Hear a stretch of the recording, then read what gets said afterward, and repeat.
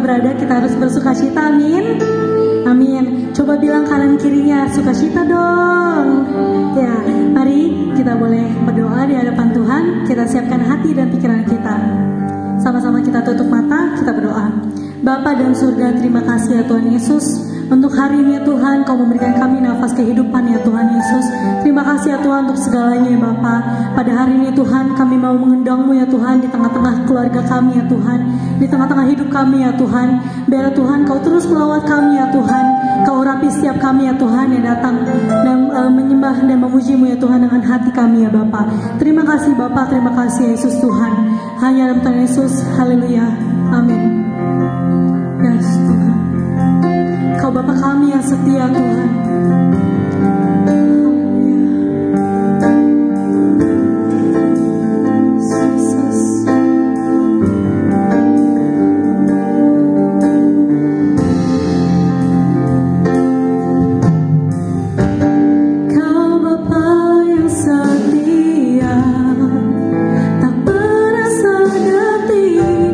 Kau tinggalkan diriku.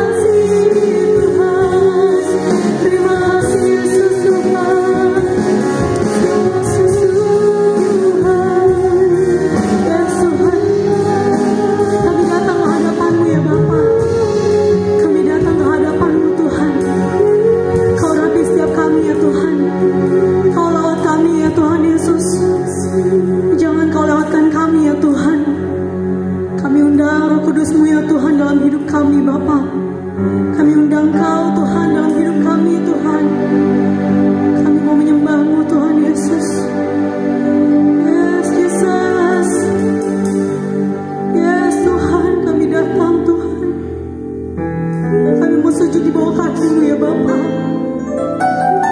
Urapi kami ya Tuhan Yesus.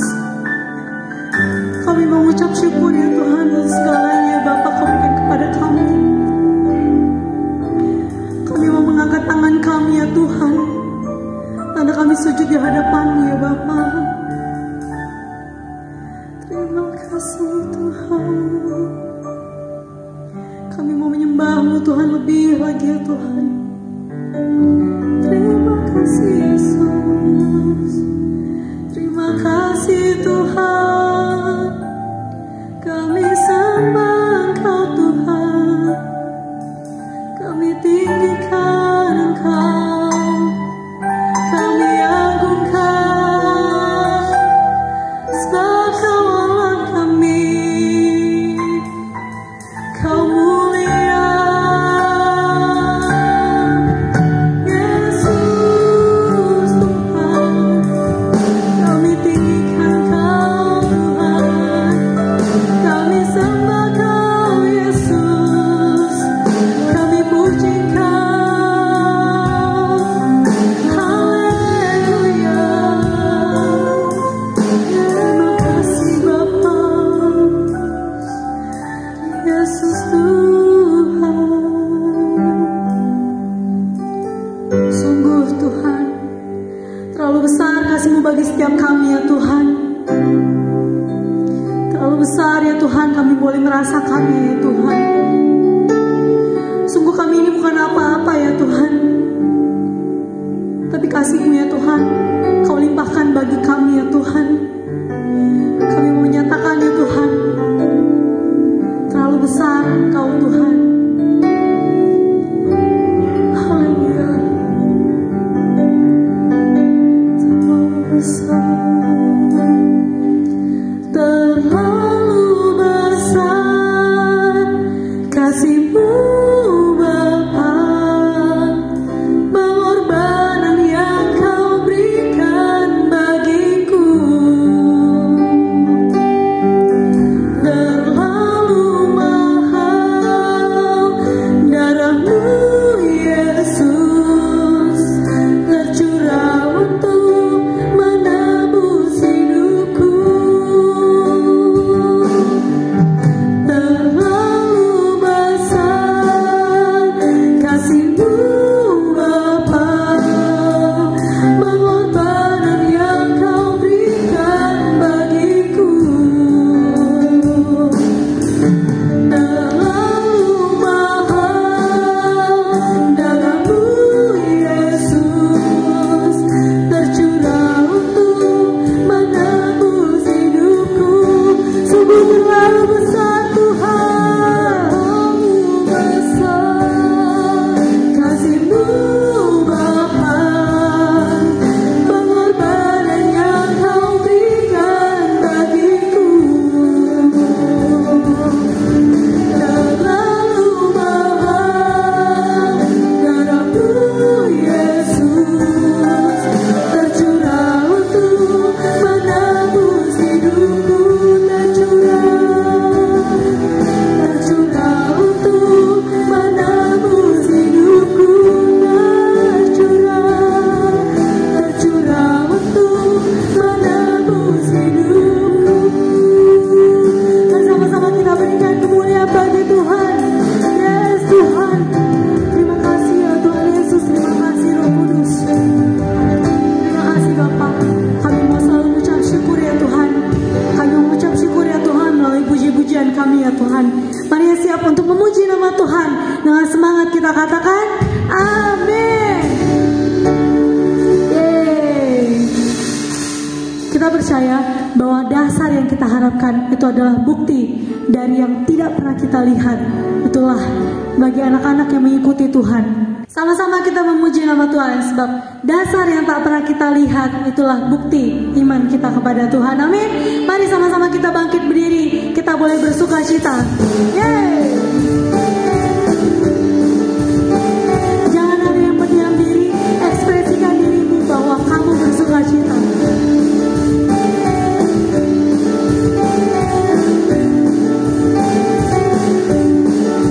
Dasar dari yang ku harapkan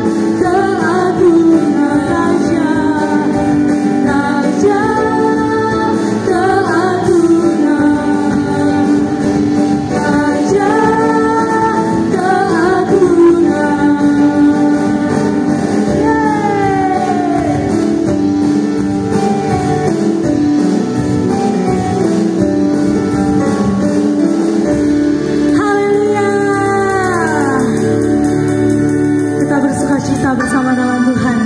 Mari boleh duduk kembali, kita boleh siapkan hati kita. Kita mau masuk dalam firman Tuhan. Yes Tuhan, kasih-Mu sungguh sempurna ya Tuhan dalam hidup kami. Kau yang telah menerima kami ya Tuhan, bukan karena kebaikan kami ya Tuhan. Kau yang telah memilih kami ya Tuhan sejak awal ya Bapa. Karena kasih-Mu ya Tuhan sungguh sempurna ya Tuhan Yesus. Yes Jesus.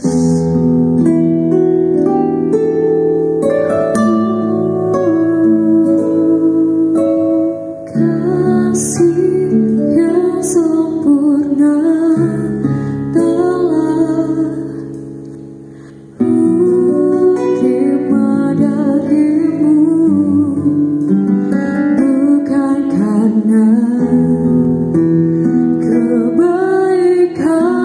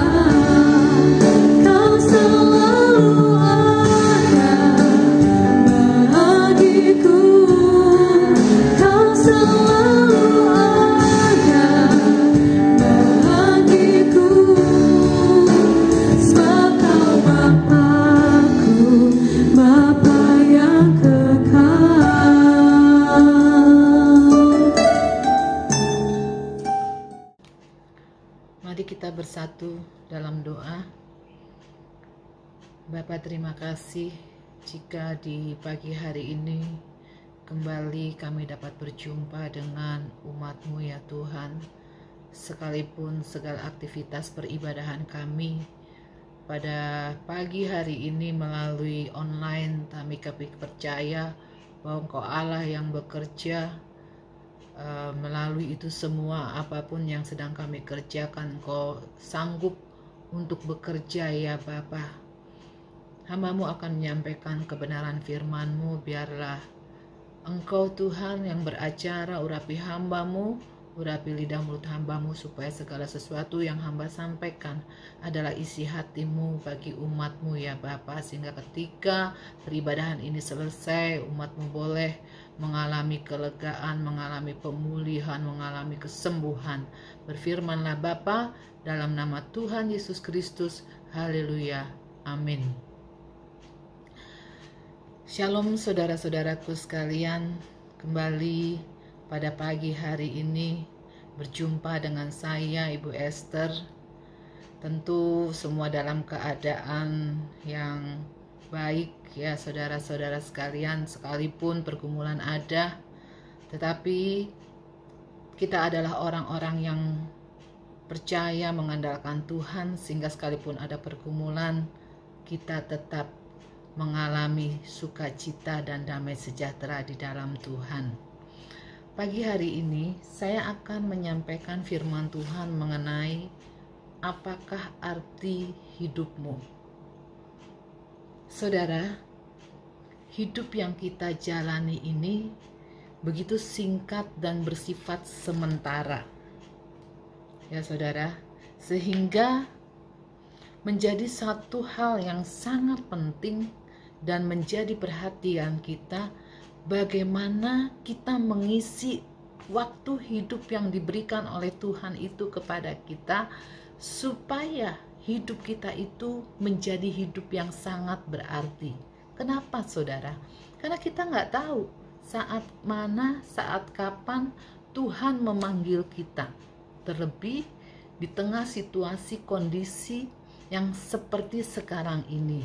Di tengah pandemi COVID-19 kita telah melihat banyak orang berguguran, gak pandang bulu mau siapa dia, baik orang kaya, orang miskin, mau pejabat, mau dia itu hamba-hamba Tuhan, bahkan banyak berguguran, sehingga saya melihat seolah-olah nyawa manusia itu gak ada harganya. Oleh karena itu saudara, menjadi satu perhatian yang penting bagi kita bagaimana kita dapat menjadikan hidup kita itu berarti. Satu waktu di Desember tahun 2020 saya kehilangan papa saya sebelum beliau menghembuskan nafas yang terakhir. Saya nggak ada pada waktu di sana, tetapi beberapa jam sebelumnya saya mengunjungi beliau di rumah sakit. Pada waktu itu saya sempat bertanya kepada papa saya, Pak, Bapak saat ini sedang dalam keadaan terbaring. Menurut Bapak, apakah arti hidup ini? Saudara tahu apa jawaban papa saya? Bapak saya bilang begini, hidup ini gak ada artinya. Saya ini seorang pendosa.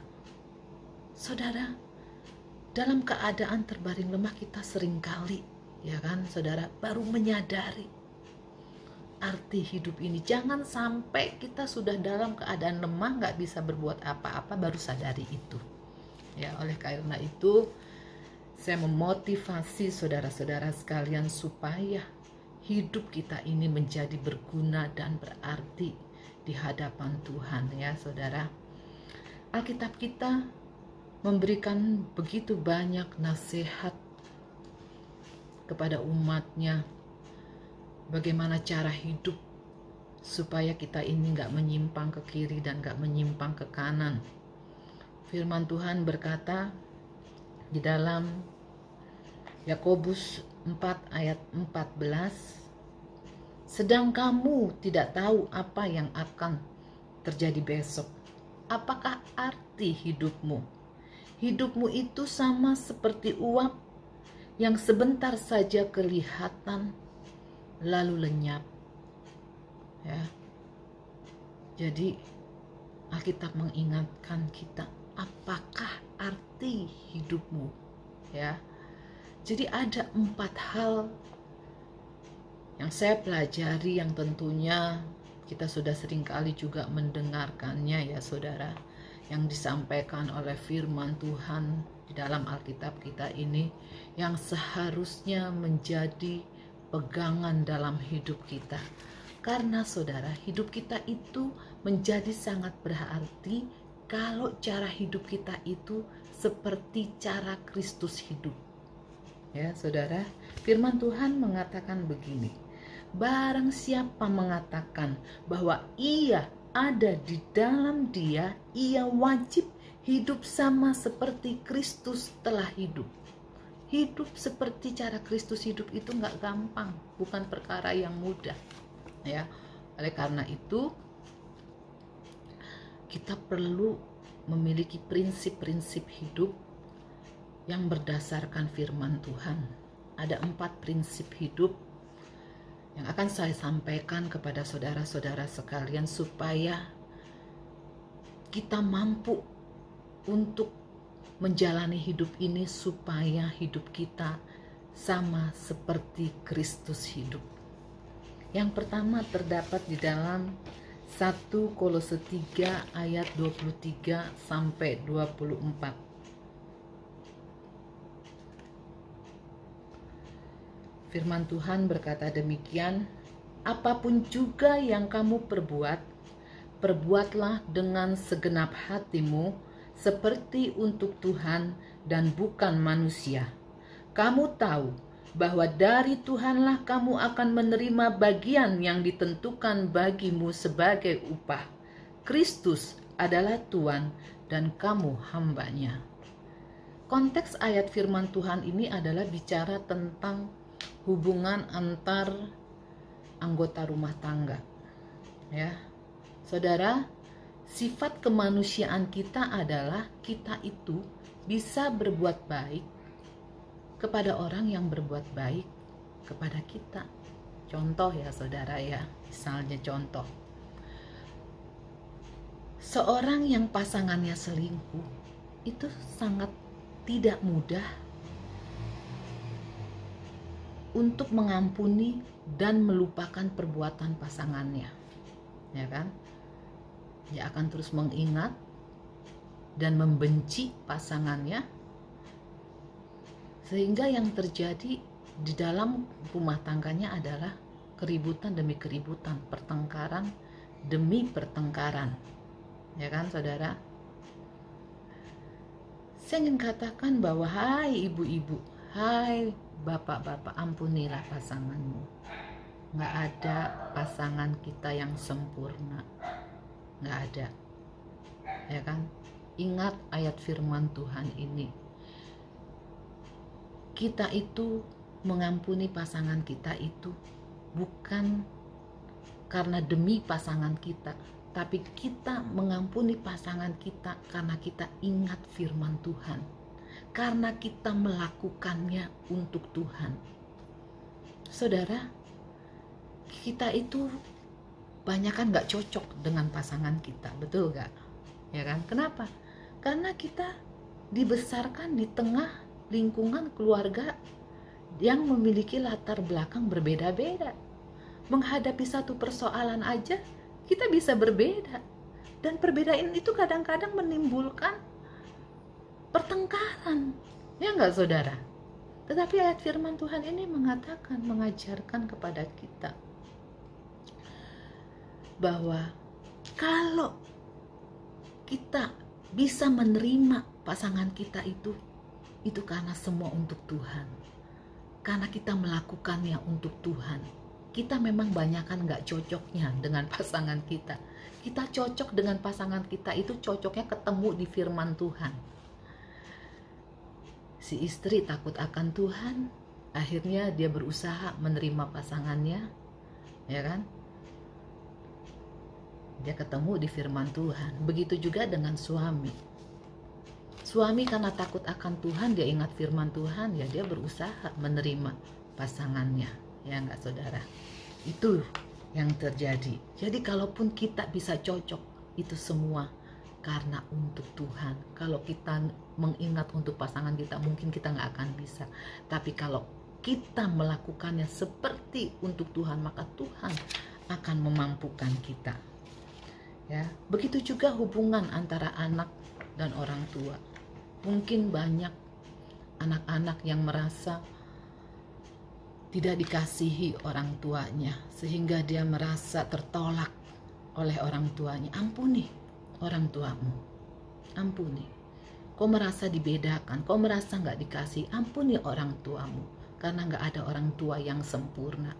Kalau engkau sanggup melakukannya, ingat ayat firman Tuhan ini, engkau melakukannya seperti untuk Tuhan, bukan untuk manusia. Demikian juga para karyawan, ya kan saudara? Para karyawan harus memiliki sikap yang tulus. Jangan ketika bos ada, saudara kerja dengan baik. Ketika bos nggak ada, merasa begitu bebasnya ya saudara. Wede asik gitu pikiran saudara ya. Jangan, kita nggak boleh seperti itu. Baik atau nggak, baik ada atau nggak ada bos kita harus tetap bekerja dengan baik. Kalau kita melakukan itu karena kita ingat firman Tuhan, kita melakukannya seperti untuk Tuhan dan bukan untuk manusia, ya kan saudara? Hal yang kedua, prinsip yang kedua yang harus kita miliki supaya kita bisa hidup sama seperti Kristus hidup, yang perlu kita ingat adalah Filipi 4 ayat 8. Firman Tuhan berkata begini, jadi akhirnya saudara-saudara, semua yang benar, semua yang mulia, semua yang adil, semua yang suci, semua yang manis, semua yang sedap didengar, semua yang disebut kebajikan dan patut dipuji, pikirkanlah semuanya itu. Yang benar itu apa, Bu? Ya, kita baca Galatia 5 ayat 19 ayat 20. Perbuatan daging telah nyata. Apa itu perbuatan daging? Percabulan, kecemaran, hawa nafsu, penyembahan berhala, sihir, perseteruan, perselisihan, iri hati, amarah, kepentingan diri sendiri, percideraan, berantem itu ya saudara ya. Roh pemecah, menghasut orang ya, memfitnah orang, kedengkian, kemabukan, pesta pora dan sebagainya. Itu semua adalah perbuatan yang gak benar. Kalau gitu apa yang benar, Bu Esther? Yang benar itu adalah kebalikan dari apa yang saya sebutkan tadi. Jadi yang benar adalah jangan cabul, ya kan?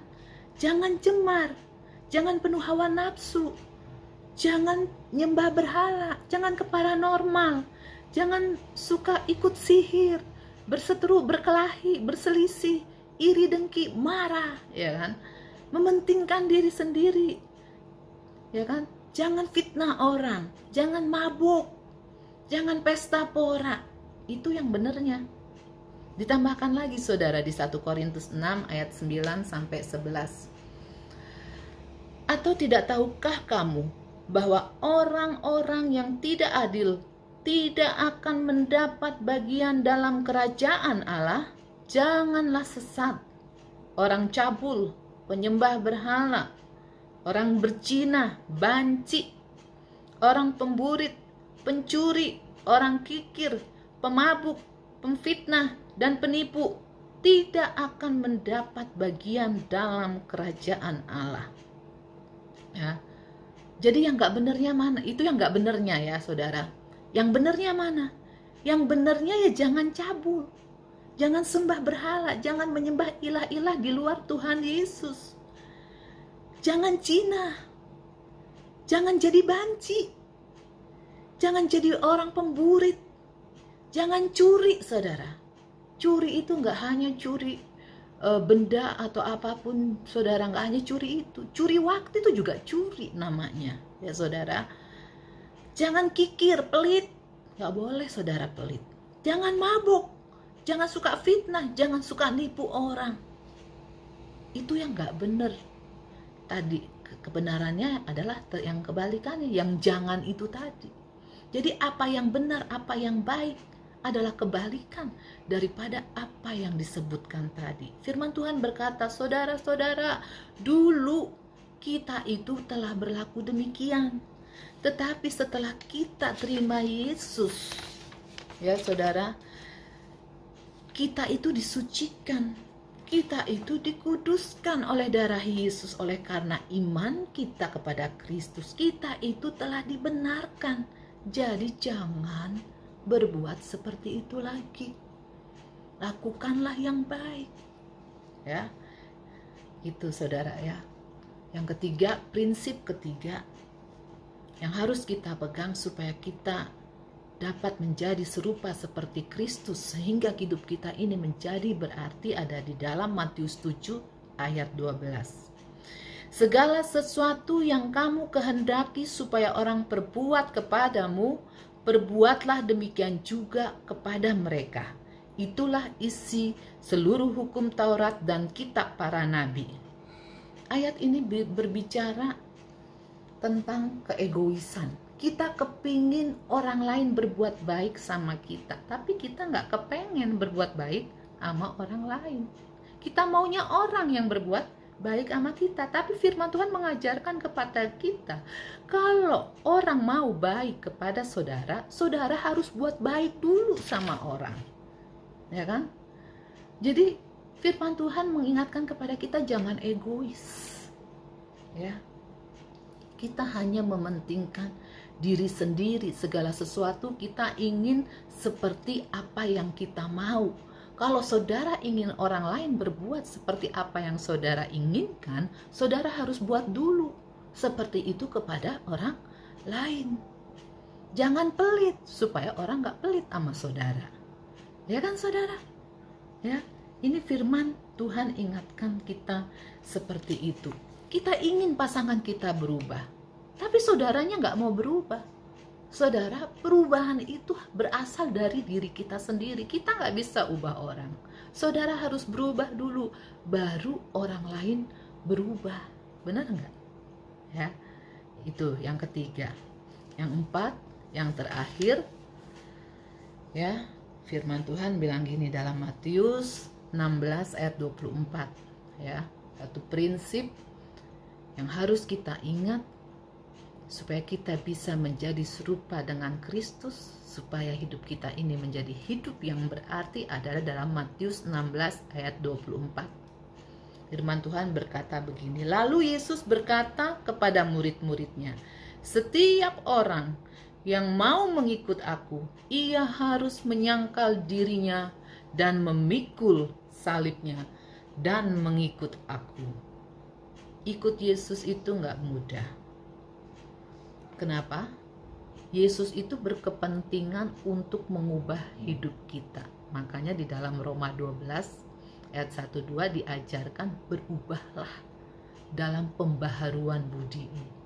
Sehingga supaya kita berubah, Tuhan tuh izinkan persoalan demi persoalan terjadi atas diri kita. Entah itu persoalan karena kita berdosa, entah itu persoalan karena memang Tuhan sedang menguji iman kita, entah itu persoalan karena kesalahan kita. Yang jelas persoalan itu Tuhan izinkan terjadi untuk apa? Mengubah cara pikir kita. Ya, firman Tuhan berkata gitu. Oleh karena itu, untuk supaya kita bisa menghadapi pergumulan hidup kita itu, firman Tuhan apa bilang? Sangkal diri. Sangkal diri itu artinya apa? Tunduk sama Tuhan. Kalau Tuhan izinkan itu terjadi sama kita, terima saudara. Kita harus menerimanya, jangan berontak. Ketika saudara berontak, bukan saudara makin baik, makin susah. Ya, saudara harus terima apa yang Tuhan izinkan terjadi atas hidup saudara dan pelajari apa yang Tuhan sedang inginkan melalui persoalan itu. Firman Tuhan bilang pikul salib, artinya kita harus rela menanggung derita yang sedang kita alami itu. Ya kan saudara, Yesus sudah memikul salib. Kita harus meniru dia, memikul salib. Gak bisa Bu Esther, bisa. Ya, semuanya bisa kita lakukan di dalam Tuhan, bisa saudara ya. Jadi makanya tunduk, sangkali diri, tunduk sama Tuhan. Mangkal diri itu tunduk sama Tuhan. Ya kan, memikul salib itu artinya apa? Rela menanggung apa yang Tuhan izinkan terjadi bagi kita. Dan kita harus perhatikan Tuhan sedang mau apa dari sebuah pergumulan hidup yang Tuhan izinkan terjadi itu. Ya. Jadi saudara-saudaraku sekalian, hidup kita itu kalau senang terus, lama-lama kita bisa lupakan Tuhan. Ya. Makanya Tuhan izinkan semuanya terjadi. Oleh karena itu, mari ya, jadikan hidup kita itu menjadi satu hidup yang berarti. Ingat keempat prinsip ini supaya kita boleh menjadi sama seperti cara hidup Kristus hidup, agar hidup saudara menjadi berarti. Tuhan Yesus memberkati. Haleluya Yesus Tuhan. Bapak yang baik, Bapak yang kami sembah dalam nama Yesus, kembali kami mengucap syukur dan terima kasih kepada Engkau Tuhan, di mana pagi hari ini Tuhan Engkau masih berikan kami kesempatan kami boleh beribadah kepada Engkau Tuhan, semula karena kasih kemurahan-Mu yang Tuhan berikan bagi setiap kami Tuhan. Terima kasih Bapak yang baik, terima kasih Tuhan Yesus buat kehadiran-Mu di dalam kehidupan kami semua Tuhan, terlebih di dalam ibadah kami pagi hari ini Tuhan. Terima kasih Bapak yang baik, terima kasih Roh Kudus buat kebenaran firman-Mu Tuhan yang memberkati kami pagi hari ini Tuhan. Kami mengucap syukur dan terima kasih di hadapan-Mu, materaikan firman-Mu bagi setiap kami Tuhan. Berkati hamba-Mu Tuhan yang mendapatkan firman-Mu pagi hari ini Tuhan. Kami rindu Tuhan Engkau tambah-tambahkan hikmat, marifat, kewahyuan daripada Engkau atas hamba-Mu. Berkati seluruh kehidupan hamba-Mu Tuhan.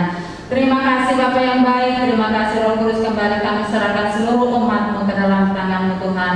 Karena kami percaya Engkau Allah satu-satunya perlindungan yang sesungguhnya bagi setiap umat-Mu Tuhan. Engkau yang memelihara seluruh kehidupan jemaat-Mu Bapa. Kami berdoa Tuhan ke setiap umat yang sakit Tuhan sembuhkan, yang lemah berikan mereka kekuatan Tuhan. Di dalam permasalahan mereka Tuhan Engkau yang turut campur tangan Bapa. Terima kasih Bapak yang baik, kami serahkan sepenuhnya umat-Mu ke dalam tangan kuasa-Mu ya Bapa. Terima kasih Roh Kudus buat setiap hamba-hamba-Mu Tuhan yang setia melayani pekerjaan-Mu Tuhan di online ini Tuhan. Engkau memberkati setiap mereka di dalam seluruh aspek kehidupan mereka Bapa. Terima kasih Roh Kudus, terima kasih Tuhan. Kami berdoa buat gereja Tuhan menyediakan yang Tuhan percayakan bagi kami Tuhan.